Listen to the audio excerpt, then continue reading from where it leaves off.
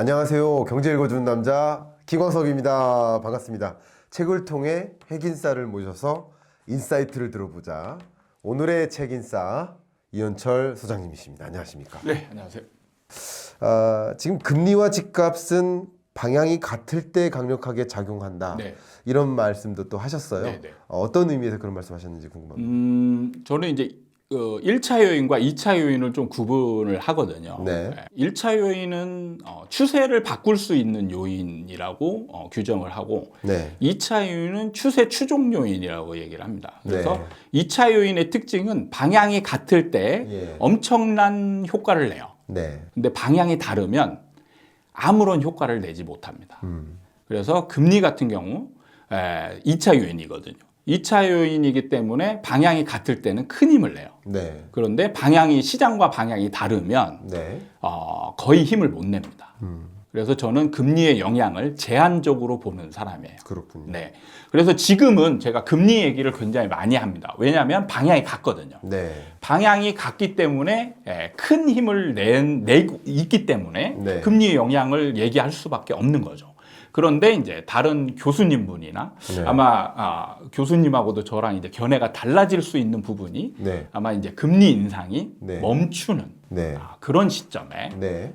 저는 영향이 없을 거로 봅니다. 금리에 따른 영향이 없다. 그렇죠. 예. 금리가 시장을 바꾸지 못한다. 네. 그래서 금리 인상이 멈추거나 금리가 인하하더라도 네. 시장은 계속 하락한다. 어. 저는 이렇게 보고 있는 거죠. 그렇군요. 네. 저 같은 경우는 부동산 시장을 자꾸 물어보실 때, 네. 왜냐하면 주식 투자도 뭐 장기 투자를 해야 되지만 부동산 투자의 컨셉은 기본적으로 장기 투자 아닙니까? 네, 네. 그래서 많이들 물어보시는 게 24년 부동산 시장, 네. 25년 부동산 시장 이렇게 예, 물어보세요. 예, 예. 그래서 그때 저는 모른다라고 답변드립니다. 저는 그럼. 모릅니다. 왜냐하면 저는 이 모든 이 시장을 판단하는 그 기준이 네. 선행 지표가 있기 때문에 그래요. 선행 지표 가지고 보여줄 수 있는 그 시장의 흐름을 네. 24년 넘어서까지 볼 수가 없다. 그래서 저는 모른다라고 네, 얘기하고 만약 24년 이후를 물어보신다면 네. 그건 전망이 아니라 제 감으로서 말씀을 그냥 올리는 것뿐이 하도 물어보시니까 네. 그래서 그렇게 말씀드리고요. 어쨌든 지금 말씀 주신 것처럼 이제 금리와 집값이 같은 방향으로 움직일 때 네. 강력한 작용을 하는 것이다라고 보고 계신데 저는 이제 생각이 조금 다른 네. 이유만 말씀을 드린다면 이 금리가 수요와 공급에 영향을 미치기 때문에 예, 당연히. 그러니까 다시 말하면 다주택자나 갭 투자자나 네. 주택 공급자 측면에서도 심리적으로 영향을 네, 미치고 네, 네. 또 매수자 입장에서도 금리가 강력한 영향을 미치기 때문에 네, 매수자의 네. 심리에 네. 심지어 신규 분양 물량을 담당하는 네.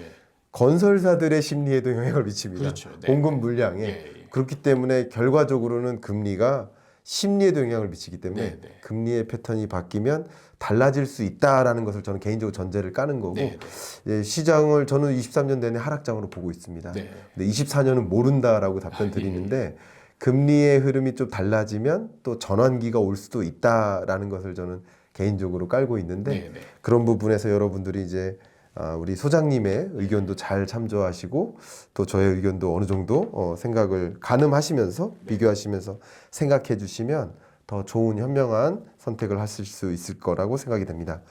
자, 이제 이 책인싸를 마무리할 시간인데요. 아우트로 공통 질문입니다. 네. 여러 가지 이야기를 많이 나눴었는데요. 이 공통 질문의 첫 번째가 제가 미리 생각해 오지 않고요. 네.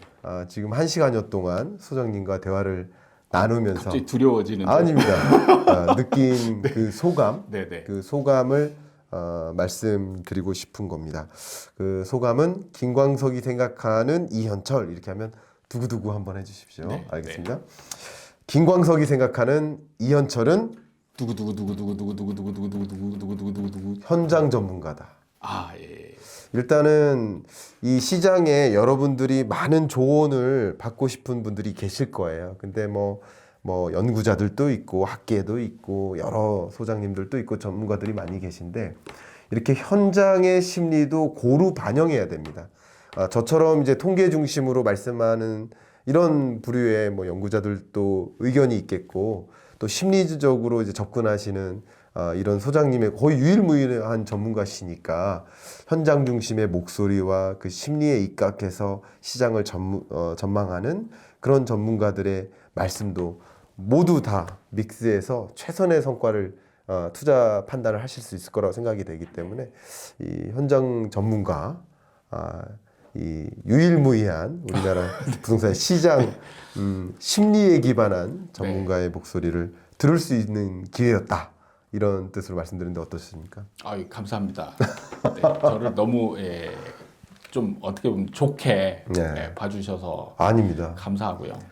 제가 말씀드렸듯이 네. 저처럼 이제 경제 연구하는 사람들도 부동산 시장에 영향을 미치는 그 변수들의 덩어리 중에 심리가 매우 중요하게 미치기 때문에 예를 들어서 그 심리도 뭐 주택 가격 전망 CSI라든가 이런 통계 가지고 심리 우리나라 전체 평균적인 심리가 어떤 수준인지를 확인하는 네. 그런 방식인데 저도 이제 이렇게 현장 전문가의 목소리를 들음으로써 부동산 시장을 이렇게도 판단할 수 있겠구나라는 또 교훈도 얻고 네. 공부할 수 있는 그런 소중한 기회였던 것 같습니다.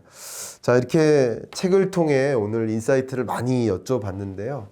이번 책을 통해 강력히 전달하고 싶은 메시지 네. 부탁드립니다. 부동산은 입지보다 사이클이다. 부동산 넘을 것 같은데요? 그런가요? 그러면 부동산은 사이클이다. 예. 부동산은 사이클이다. 제가 이걸 많이 해보니까 대충 말씀만 들어도 이게 10글자 넘을지 압니다. 넘겠네요. 의외로 그렇습니다. 그러네. 부동산은 입지보다 사이클이다. 입지보다는 가로쳐 주시면 네.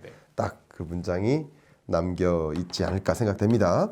나에게 사이클이란? 인생의 전환점? 어떤 의미입니까? 저도 옛날에는 기존 이론, 부동산을 접근할 때 네. 기존 이론을 가지고 이제 접근을 했었고 네. 그렇게 했을 때 저는 굉장히 현장에서 예. 뭔가 매수를 하거나 뭐 이랬을 때 막히는 부분이 많았어요. 네. 그런데 그거를 이제 사이클로 풀어가려고 우연히 이제 그런 거를 알면서 이제 풀어가려고 했을 때 일단은 그런 부분이 조금 더 수월하게 진행됐던 부분 그리고 이제 그로 인해서 제가 사이클 이론을 만들게 됐고 저 같은 어떻게 보면 사실 아무것도 아닌 사람이 저는 뭐 스펙도 없잖아요. 무슨 말씀을요? 아유, 그렇게 겸손하게 그런 말씀하십니까? 사람이 일종의 이제 전문가로서 어떻게 보면 이제 인정을 받고 이 자리까지 오게 만들어 준 게 바로 사이클이다. 네. 그 부분에 있어서 저는 인생의 전환점이었다라고 말씀드릴 수 있겠습니다. 네. 그 사이클을 잘 또 타신다면 계속 우상향하는 전환점만 맞이하실 수 있지 않을까 그런 말씀을 드려보고요. 부동산 시장의 또 현업에서도 계시고 지금의 또 이 자리까지 오셨는데 그래서 부동산이 나에게 주는 의미를 좀 여쭙고자 합니다. 나에게 부동산이란? 그것도 전환점이다. 아, 사실 제가 많이는 얘기를 안 했었는데 저는 거의 부동산을 접하기 전까지 거의 망한 인생이었습니다. 네, 그렇게 말씀하십니까? 심지어는 제가 노점도 했어요. 그러셨습니까? 노점은 어떤 노점 하셨습니까? 와플과 생과일 주스를 팔았어요. 그러셨습니까? 물론 이제 장사를 잘 됐었는데 네. 참 그 제가 노점을 하면서 또 나름 노점의 불합리한 점들이 또 느껴지더라고요. 네. 주변에 이제 가게를 얻어서 똑같은 업종을 하는데 네. 그분들은 세금을 내고 가게세를 내고 하는데 저는 노점을 하니까 세금도 안 내고 가게세도 안 내고 싸게 팔 수 있었어요. 네. 그것 때문에 이제 조금 더 어떤 혜택, 네. 그러니까 좀 더 좋은 재료를 많이 쓰게 되고 어떻게 보면 혜택을 많이 보는 또 그걸로 인해서 장사도 잘 되고 그런 상황도 이제 있었습니다. 네. 그런데 이제 어쨌든 그 노점을 철거를 당하게 되면서부터 이제 먹고 살 거리가 없어서 이제 서울로 혼자 그러셨군요. 올라와서 예. 부동산을 이제 접하게 됐습니다. 네. 그로 인해서 사실은 이제 조금씩 자리도 잡아가게 되고 지금은 이제 백수지만 네. 먹고 살 수 있는 백수라고 하시면 사이클 아파트 사이클 소장님께서 백수라고 하시면 어떡합니까? 사실 뭐 이걸로 유튜브로 인해서 네. 얻어지는 수익은 네. 많지 않거든요. 예.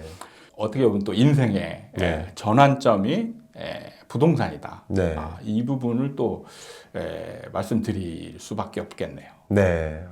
말씀 감사하고 정말 이제 마지막 질문입니다.